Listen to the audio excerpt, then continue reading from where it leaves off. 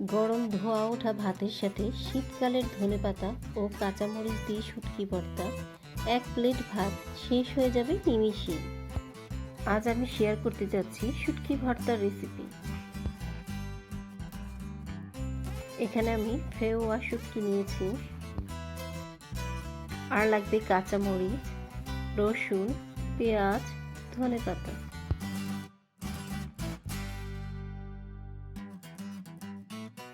প্রথমে চুলায় প্যান বসিয়ে দিয়ে দেব সরিষার তেল। তেল গরম হয়ে গেলে গরম জল দিয়ে ধুয়ে রাখা শুটকিগুলোকে দিয়ে দিতে হবে।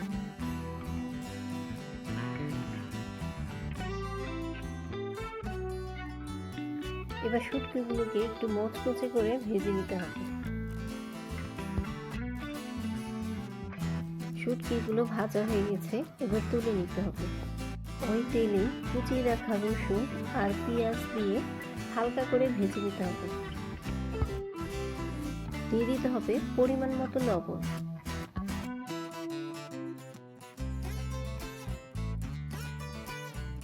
শুটকিগুলো হালকা ঠান্ডা করে নিয়ে গুঁড়ো করে নিব।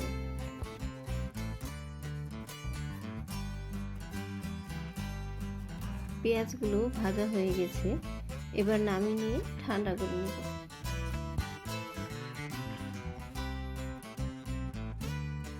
দিয়ে দিতে হবে ভেজে রাখা রসুন ও পেঁয়াজ।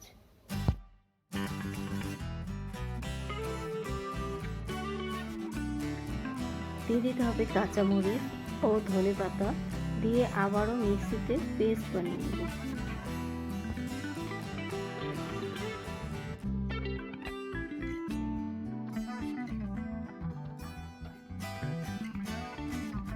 খুব কম সময়ে এই শুটকি ভর্তা রেসিপিটি বানানো হয়ে যায়।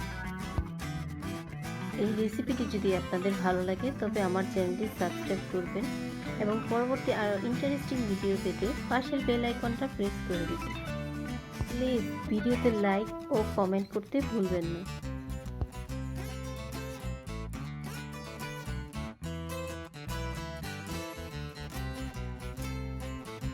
ভালো থাকবেন আপনারা।